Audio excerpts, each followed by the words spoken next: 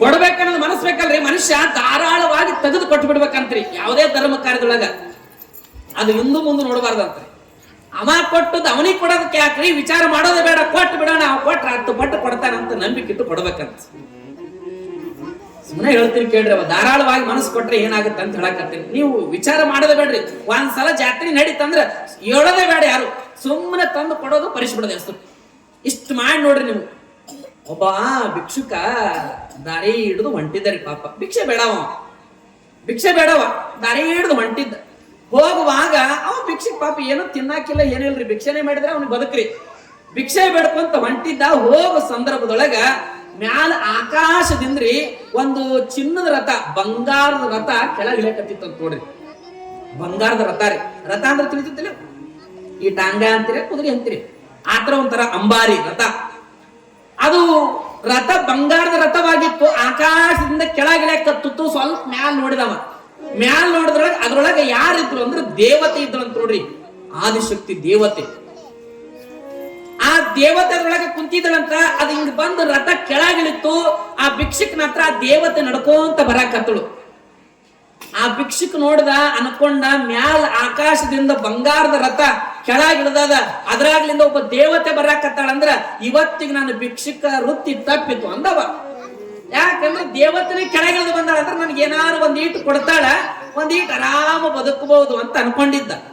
ಇಷ್ಟ ಅನ್ನೋದ್ರಾಗ್ರಿ ಆ ದೇವತೆ ಅವನ ಹತ್ರ ಬಂದು ಏನ್ ಮಾಡಿದ ಅಂದ್ರೆ ಕೈ ಒಡ್ಡಿ ಅವನಿಗೆ ಭಿಕ್ಷೆ ಬೇಡಿದಲ್ರಕಿ.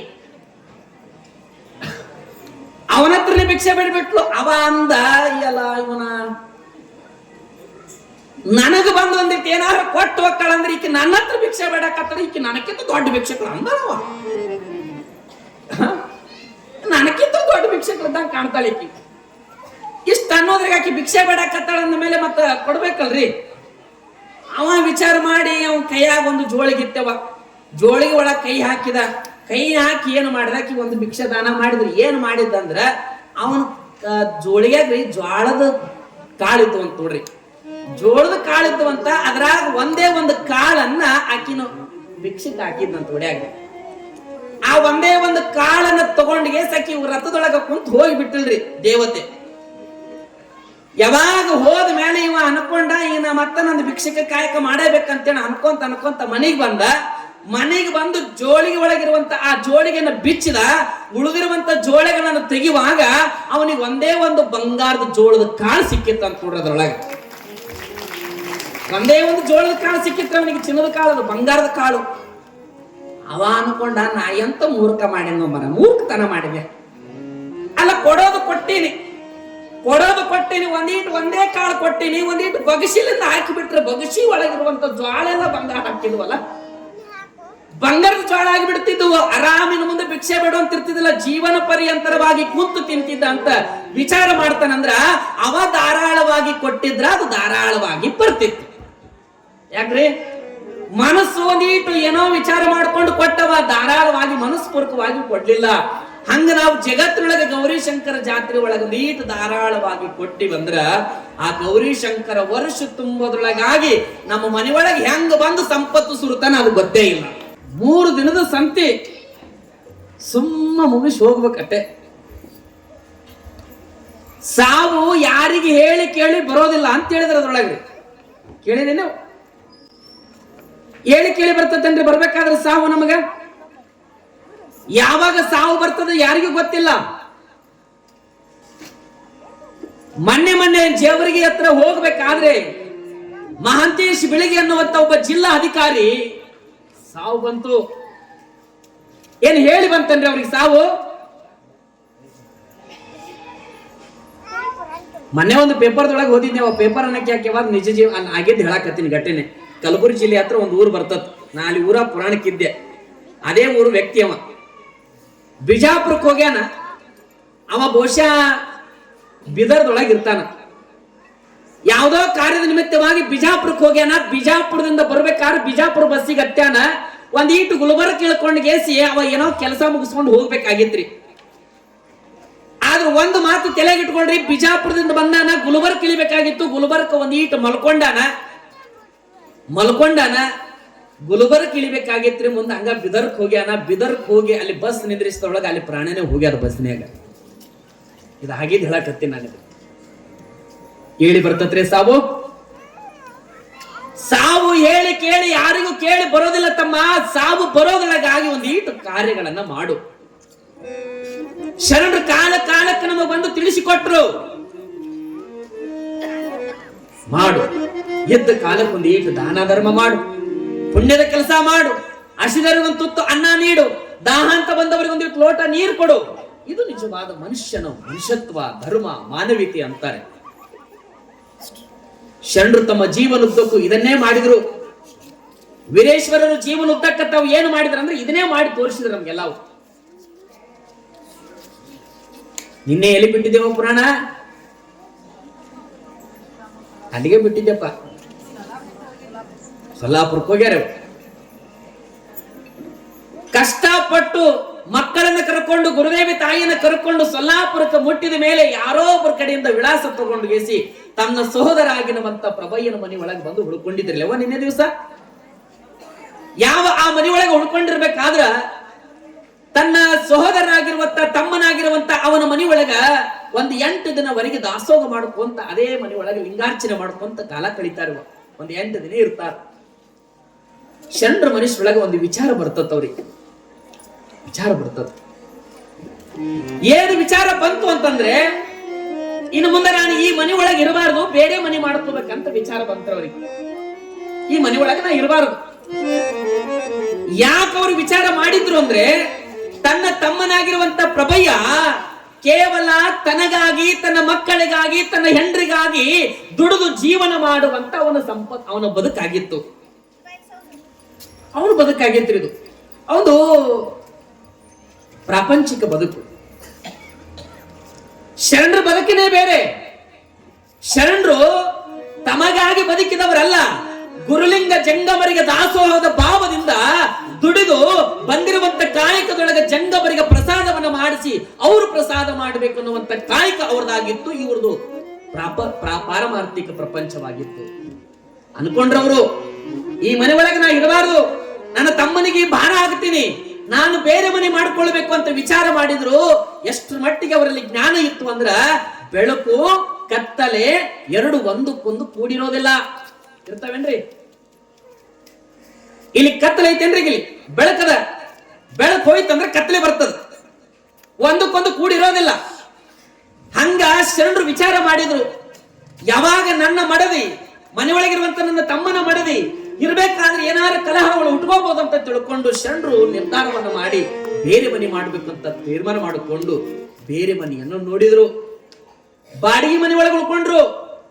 ಯಾವಾಗ ತನ್ನ ಬಾಡಿಗೆ ಮನೆ ಒಳಗೆ ಉಳ್ಕೊಂಡ್ಗೇಸಿ ಅನಿವಾರ್ಯವಾಗಿ ಮನಸ್ಸು ಒಳಗೆ ಒಪ್ಪಲಿಲ್ಲ, ಕಾಯಕ ಮಾಡಬೇಕು, ಭಿಕ್ಷೆ ಬೇಡಬೇಕು ಅನ್ನುವಂತ ಮನಸ್ಸು ಇದ್ದಿದ್ರು ಕೂಡ ಅನಿವಾರ್ಯವಾಗಿ ಬದುಕು ನಡೆಸಬೇಕಾಗಿತ್ತು. ಆ ಭಿಕ್ಷಕವಿಲ್ಲದೆ, ಭಿಕ್ಷೆ ಬೇಡದೆ ಅವರ ಬದುಕು ನಡೀತಿದ್ದಿಲ್ಲ.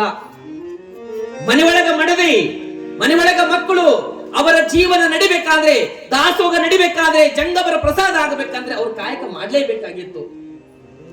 ವಿಚಾರ ಮಾಡಿದ್ರು, ಜೋಳಿಗೆ ಹಿಡಿದ್ರು. ಸೊಲ್ಲಾಪುರದೊಳಗೆ ನಗರಗಳಲ್ಲಿ ಓಣಿಗಳಲ್ಲಿ ಭಿಕ್ಷೆ ಬೇಡದುಕೊಂಡ್ರು. ಭಿಕ್ಷೆ ಬೇಡುವಂತ ಪ್ರಸಂಗ.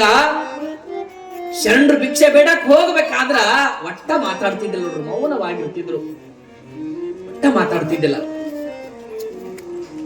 ಗೋಡು ಒಂದು ಸಲ ತಮ್ಮ ತಲೆಯನ್ನ, ಗೋಡನ್ನ ನೆಲಕ್ಕೆ ಭೂಮಿ ತಾಯಿಯನ್ನ ನೋಡಾಕತ್ರು ಅಂದ್ರ ಯಾರು ಪಕ್ಕಕ್ಕೆ ಕುಂತಾರ, ಬಲಕ್ಕೆ ಕುಂತಾರ, ಎಡಕ್ಕೆ ಕುಂತಾರ ಅಂತ ಯಾರು ನೋಡ್ತಿದ್ದಿಲ್ಲ ಅಂತ.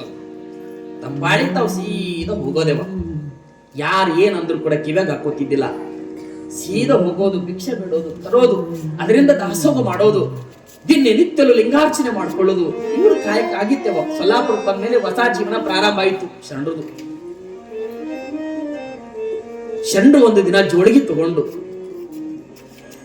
ಭಿಕ್ಷೆ ಬೇಡ್ಬೇಕಂತ ದಾರಿ ಹಿಡಿದು ಹೊಂಟಿದ್ರು. ದಾರಿ ಒಳಗೆ ಕಟ್ಟಿ ಮೇಲೆ ಕುಂತಂತ ಜನಗಳೆಲ್ಲ ಮಾತಾಡಕತ್ರು ಅವ್ರ ವೇಷಭೂಷಣ ನೋಡಿ. ಅರಕು ದೋತ್ರ, ಅರಕ ಹಂಗೆ, ಮೈ ಮೇಲೆ ಒಂದು ಈಟು ಟವಲನ್ನ ಹಾಕೊಂಡು, ಪೇಟವನ್ನ ಸುತ್ತಿಕೊಂಡು, ಕೈ ಒಳಗೆ ಒಂದು ಈಟು ಮುರಿದ ಬೆತ್ತ ಇತ್ತಂತ ನೋಡ್ರಿ. ಮುರಿದು ಬೆತ್ತ ಇತ್ತು ಅವ್ರ ಮೇಲೆ. ಮುರಿದು ಹೋಗಿತ್ತು ಬೆತ್ತ ಇಲ್ಲ, ಕೈಯಾಗ ಬೆತ್ತ ಹಿಡಿತಾರ ನೋಡಿ, ಮುರಿದು ಹೋಗಿತ್ತು ಬೆತ್ತ ಇಲ್ಲ. ಕೈ ಒಳಗ ಮುರಿದಿರುವಂತ ಬೆತ್ತವನ್ನು ಹಿಡ್ಕೊಂಡಾರ. ಕೈ ಒಳಗೊಂದು ಜೋಳಿಗೆ ಅದ, ಆ ಜೋಳಿಗೆ ಕೂಡ ಅಲ್ಲೆಲ್ಲಿ ತ್ಯಾಪಿ ಹಾಕಿದ್ರಂತ ನೋಡ್ರಿ. ಅದು ಹೆಂಗಿರ್ಬೇಕ್ರಿ ಶರಣರ ಜೀವನ? ಶರಣರ ಜೀವನಕ್ಕೂ ನಮ್ಮ ಜೀವನಕ್ಕೂ ಬಹಳ ವ್ಯತ್ಯಾಸದ. ಅದಕ್ಕೆ ಜೋಳಿಗೆಯನ್ನು ತಗೊಂಡಿಗೆಸಿ ಭಿಕ್ಷೆ ಬಿಡೋದಕ್ಕಾಗಿ ಹೊಂಟಿರ್ಬೇಕಾದ್ರ ಕುಂತಂತ ಜನಗಳು ಮಾತಾಡ್ತಿದ್ರಂತ, ಯಾವನೋ ಹುಚ್ಚ, ಯಾವನೋ ಭಿಕ್ಷಕ, ಹರಕ ದೋತ್ರ, ಹರಕ ಹಂಗಿ, ಹರಕ ಜೋಳಿಗೆ ತಗೊಂಡು ಹೊಂಟಾನಂದ್ರೆ ಯಾವನೋ ಒಬ್ಬ ಭಿಕ್ಷಕದಾನ. ಜನ ಮಾತಾಡಕತ್ರು. ಪಾಪ ಭಿಕ್ಷೆ ಬಿಡೋದಕ್ಕಾಗಿ ಒಂದು ಮನೆ ಮುಂದೆ ಹೋಗಿ ನಿಂದಿರ್ತಾರವಾ. ಆ ಮನೆ ಅಗರ್ಭ ಶ್ರೀಮಂತನ ಮನೆ, ಅಗರ್ಭ ಶ್ರೀಮಂತನ ಮನೆ. ತೋಬಡೆ ಮಲ್ಲಿಕಾರ್ಜುನ ಅನ್ನುವಂತ ಒಬ್ಬ ವ್ಯಾಪಾರಿ ಅಂಗಡಿ ಇಟ್ಟಿದ್ದ, ಅಂಗಡಿ ಒಳಗೆ ವ್ಯಾಪಾರ ಮಾಡ್ತಿದ್ದ. ನೋಡೋದಕ್ಕೆ ಮಾತ್ರ ಶ್ರೀಮಂತ. ಒದೀಟು ಕೊಡಬೇಕನ್ನೋ ಮನಸ್ಸಿರ್ಲಿಲ್ಲ, ದಾನ ಮಾಡ್ಬೇಕನ್ನೋ ಮನಸ್ಸಿರ್ಲಿಲ್ಲ. ಶರಣರು ಅವನ ಮನೆ ಮುಂದೆ ಹೋಗಿ ನಿಂತರಂತ ನೋಡ್ರಿ. ಒಟ್ಟ ಏನು ಮಾತಾಡ್ಲಿಲ್ಲ, ಮೌನವಾಗಿ ನಿಂತ್ಕೊಂಡು ಬಿಟ್ರು ಶರಣರು. ಯಾವಾಗ ಮೌನವಾಗಿ ನಿಂತ್ಕೊಂಡಾರ, ಒಳಗಡೆ ಆ ಮಲ್ಲಿಕಾರ್ಜುನ ಶ್ರೀಮಂತ ಮನೆಯೊಳಗೆ ಕುಂತಾನ. ಶರಣರು ಹೊರಗಡೆ ಬಂದು ನಿಂತದನ್ನ ನೋಡಿ ಒಂದೀಟು ದೂರದಿಂದ ಅವ್ರನ್ನ ಅಣಿಕಾಕಿ ನೋಡ್ತಾನ.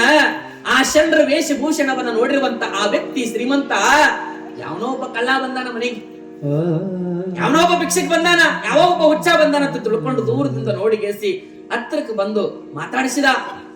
ಯಾರೋ ನೀನು? ನೋಡೋದಕ್ಕೆ ಕಳ್ಳತನ ಕಾಣ್ತೀಯ, ಕಳ್ರ ಕಣ್ಣಂಗೆ ಕಾಣ್ತೀಯ, ಮೈ ಮೇಲೆ ಹರಕು ಬಟ್ಟಿ ಹರಕು ದೋತ್ರ ಹಾಕೊಂಡಿಯಾ, ಯಾರು ನೀನು ಅಂತ ಕೇಳಿದ್ರೆ ಮಾತಾಡ್ಲಿಲ್ಲ ಶರಣರು. ಮಾತಾಡ್ಲಿಲ್ಲ, ಮೌನವಾಗಿ ನಿಂತ್ಕೊಂಡು ಬಿಟ್ಟಿದ್ರಂತೆ. ಎಷ್ಟು ಮಾತಾಡಿದ್ರೆ ಆ ವ್ಯಕ್ತಿ ಮಾತಾಡವಲ್ಲ ಅಂತ ತಿಳ್ಕೊಂಡು ಸಿಟ್ಟಿನಿಂದ ಆ ವ್ಯಕ್ತಿ ಏನು ಮಾಡಿದ ಗೊತ್ತೇನಿವ? ಒಂದು ಕೈಯೊಳಗೆ ಒಂದು ಬೆತ್ತ ತಗೊಂಡು ಬಂದ, ಒಂದು ಬಡಿಗೆ ತಗೊಂಡು ಬಂದ, ಭಯಂಕರವಾಗಿ ಶರಣರಿಗೆ ಹೊಡೆಯೋದಕ್ಕೆ ಪ್ರಾರಂಭ ಮಾಡಿದ. ಇವ ಕಳ್ಳನ ಕಳ್ಳತನ ಮಾಡಕ್ ಬಂದಾನ, ಹಗಲು ದರೋಡೆ ಕೊರುವ ಅಂತ ತಿಳ್ಕೊಂಡಿಗೆ ಶರಣರು ಮೈ ತುಂಬಾ ಭಯಂಕರವಾಗಿ ಹೊಡಿತಾನೆವ.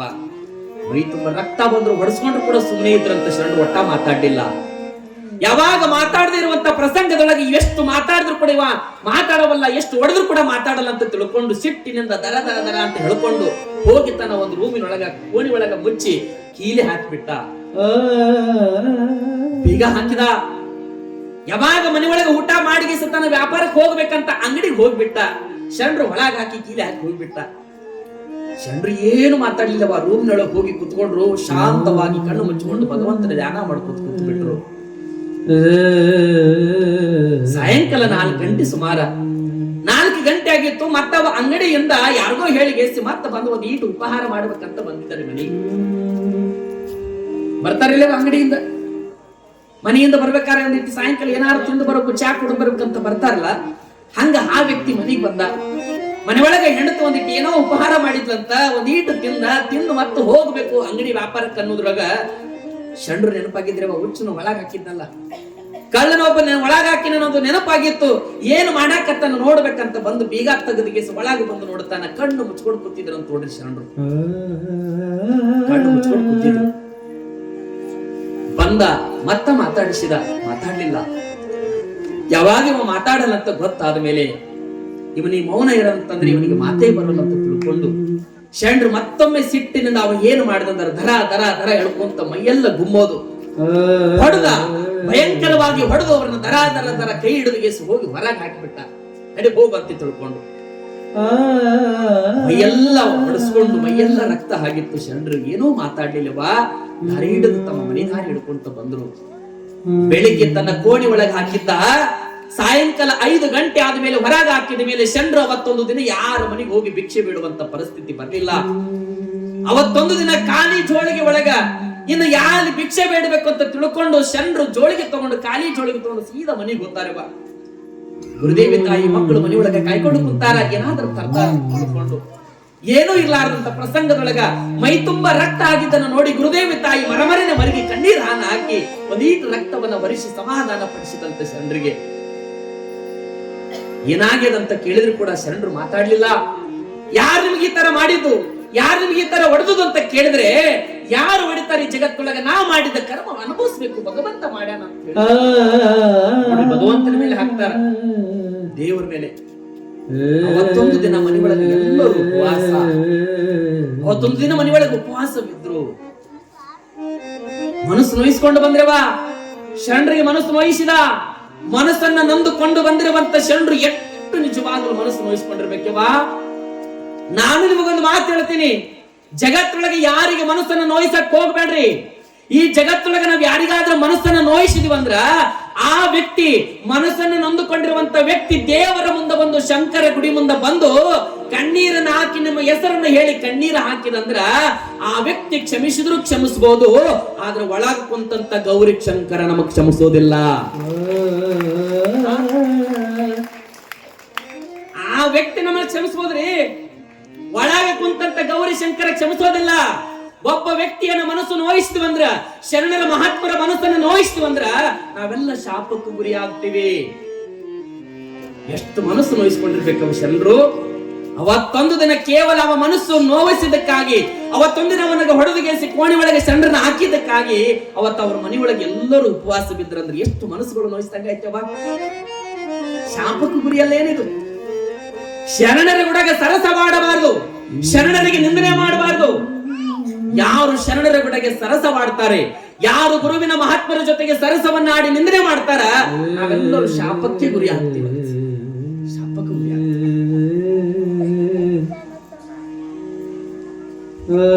ಏನು ವಿರಕ್ತ ಮಠದ ಅಪ್ಪವರದಲ್ಲೇವ ಶಿವಲಿಂಗೇಶ್ವರ ಸ್ವಾಮಿಗಳು, ಅವರಿಗೊಬ್ಬ ವ್ಯಕ್ತಿ ಸರಸ ಆಡಿದ್ದ, ಅವರಿಗೂ ನಿಂದನೆ ಮಾಡಿದ್ದ.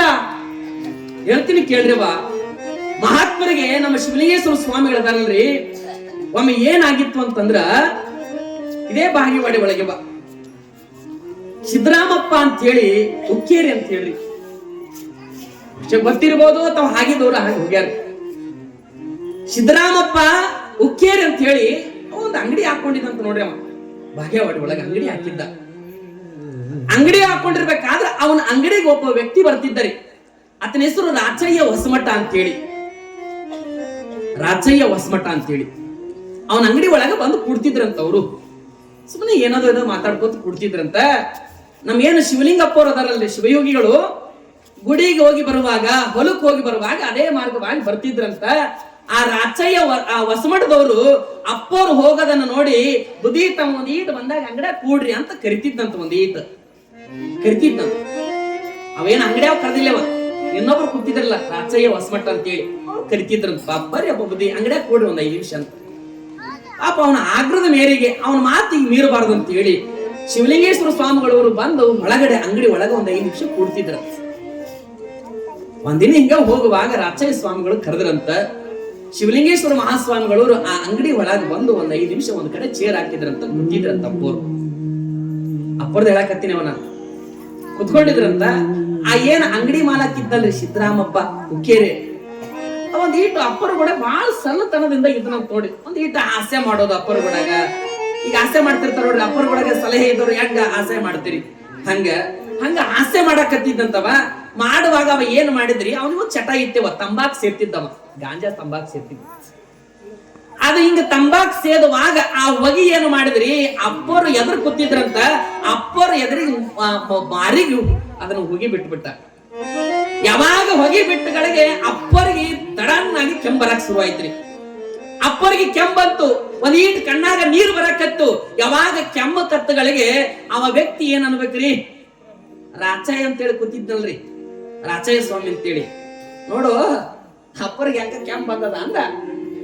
ಯಾಕೋ ಕೆಮ್ಮ ಹತ್ತಕತ್ತದ, ಅಪ್ಪರಿಗೆ ಕೆಮ್ಮಕತ್ತಾರ ಅಂದಾಗ ಅಪ್ಪರು ಸಹಜವಾಗಿ ನುಡಿತಾರ ಅಂತ ನೋಡ್ರಿ. ಶಿವಲಿಂಗೇಶ್ವರ ಅಪ್ಪರು ಸಹಜವಾಗಿ ನುಡಿತಾರ, ನನಗೇನ್ ಕೆಮ್ಮತ್ತದೋ, ನನಗೇನು ಕೆಮ್ಮತ್ತದ, ನೀನು ತಂಬಾಕ್ ಸೇರಕತ್ತಿ, ಚಟ ಮಾಡಕತ್ತಿ ಅಂದ್ಮೇಲೆ ನೀನು ಒಂದು ದಿನ ಹಿಂಗೆ ಕೆಮ್ಮಿ ದಮ್ಮತ್ತಿ ಹಿಂಗ ಹೋಗ್ತಿ ಅಂದ್ರು ಶರಣರು. ಹಿಂಗ ಹೋಗ್ತಿ ಅಂದ್ರು. ಇಷ್ಟಂದ ಮೇಲೆ ಶರಣರು ಅಲ್ಲಿಂದ ಎದ್ದು ಹೋಗಿಬಿಟ್ರಂತೆವ. ಕೆಲವೇ ದಿನಗಳಲ್ಲಿ ಅವ ಮಾಡುವಂತ ಚಟ ತಂಬಾಕು ಸೇದಿ ಕೆಮ್ಮಾಗಿ ದಮ್ಮತ್ತಿ ಒಂದು ದಿನ ಮ್ಯಾಲ ಹೋಗೇ ಬಿಟ್ಟ.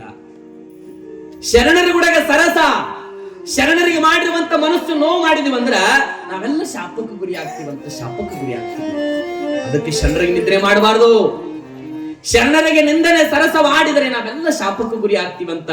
ಅಂತ ಈ ಜಗತ್ತೊಳಗ ಮನಸ್ಸು ಮಹಾತ್ಮರಿಗೆ ಎಷ್ಟು ಜನ ನೋಯಿಸಿಲ್ವ, ಎಷ್ಟು ಜನಗಳ ಮಹಾತ್ಮನ ಮನಸ್ಸನ್ನು ನೋಯಿಸಿಲ್ಲ. ಅಂತ ಮಹಾತ್ಮರಿಗೆ ಮನಸ್ಸನ್ನು ನೋಯಿಸಿ ನಿಂದನೆಯನ್ನು ಮಾಡಿದ್ದಕ್ಕಾಗಿ ಶರಣರಿ ಕಾಲಕ್ಕೆ ಹುಟ್ಟಿ ಬರಬೇಕಾದ್ರೆ ಪರಮಾತ್ಮನಲ್ಲಿ ಒಂದು ಸಲ ಕೈ ಮುಗಿತಾರಂತ. ಅಂತ ಮೂಲಕಕ್ಕೆ ಯಾಕೆ ಹೋಗ್ಬೇಕಪ್ಪ? ಜಗತ್ತೊಳಗೆ ನಾನು ಹೋಗಿ ಬದುಕಬೇಕಾದ್ರೆ ನೂರಾರು ಕಷ್ಟಗಳು ಬರ್ತಾವ. ಅಂತ ಜನದ ಮಧ್ಯದೊಳಗೆ ನಾನು ಬದುಕಬೇಕಾದ್ರೆ ಬಹಳ ಕಷ್ಟ ಅಂತ ಶರಣರು ಕೇಳುವಂತ ಪರಿಸ್ಥಿತಿ ಬಂದದ್ದು ಈಗಿನ ಕಾಲಕ್ಕೆ. ಇದು ಕಲಿಯುಗವಾ? ಇದು ಕಲಿಯುಗದ. ಆಗಿನ ಕಾಲಕ್ಕೆ ಶರಣರನ್ನ ಬಿಟ್ಟಿಲ್ಲ. ಆಗಿನ ಕಾಲಕ್ಕೆ ಶರಣರು ಕೂಡ ನಿಂದನೆ ಮಾಡಿದ್ದಾರೆ, ಶರಣರಿಗೆ ಬೈದಿದ್ದಾರೆ, ಶರಣರಿಗೆ ಎಷ್ಟೋ ಸಲ ಸರಸ ಮಾಡಿದ್ದಾರೆ. ಅಂತ ಶರಣರಿಗೆ ಆಗಿನ ಕಾಲಕ್ಕೆ ಕಾಡ್ಯಾರಂದ್ರ ಮತ್ತಿದು ಕಲಿಯುಗವಾ? ಇದು ಒಂದು ಕಲಿಯುಗದ. ಇಂಥ ಕಲಿಯುಗದೊಳಗ ಈ ಜಗತ್ತಿನೊಳಗ ಎಂತೆಂತವ್ರು ಕಾಡಾಕತ್ತಾರವೆ ಜಗತ್ತಿನೊಳಗ. ಒಬ್ಬ ಕವಿ ಬಹಳ ಚಂದ ಬರಿತಾನವ, ಬಹಳ ಚಂದ ಬರಿತಾನೆ. ಕಲಿಯುಗ ಅನ್ನೋದು ಹೆಂಗೈತೆ ಅನ್ನೋದಕ್ಕಾಗಿ ಬರಿತಾನೆ.